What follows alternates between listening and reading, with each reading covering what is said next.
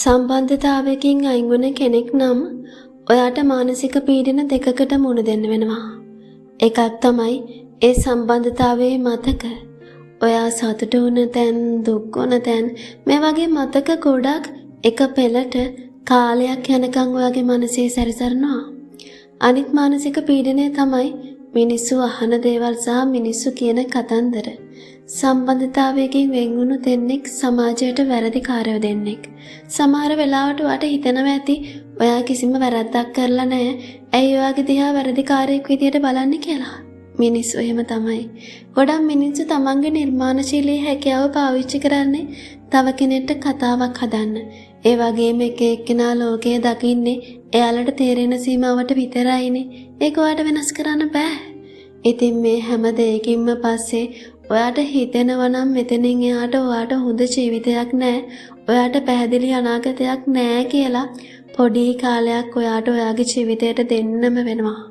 කාටවත් වෛර කරන්නවත්, ශාප කරන්නවත් මේ කාලේ පාවිච්චි කරන්න එපා.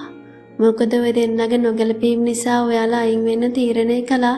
ඒ සිද්ධ වුණ නරක දේවල් ඔයාලා දෙන්නගේ නොගැලපීම නිසා වුණ දේවල්. ඔයාට මොන තරම් වෛරයක් තිබුණත් අනිත් එක්කනා වෙන කෙනෙක් එක්ක හොඳින් ඉන්නත් පුළුවන්. එයාට ගැළපෙන තැනක එයාගේ හැසිරීම වෙනස්නේ. ඉතින් ඔයාට වරදින්න පුළුවන්. ඔයා වැරදි තීරණයක් ගන්න පුළුවන්. ඒත් ඒ හැම දෙයකටම පස්සේ ආයේ හරි ට්‍රැක් එකට හරි විදියට ඔයාගේ ජීවිතය ගන්න ඔයා ඉගෙන ගන්න ඕනේ. ඔයාට තියෙන්නේ හරිම වටින ජීවිතයක්. ජීවිතේ දිහා ආපහු හැරිලා බලන්න. කාටවත් කරදරයක් නැතුව ඔයා මේ ජීවිතේ කොච්චර දුරක් ඇවිත්ද? ඉතින් කාලයට ඉඩ දෙන්න. ජීවිතයට මූණ දෙන්න. විශ්වාස කරන්න.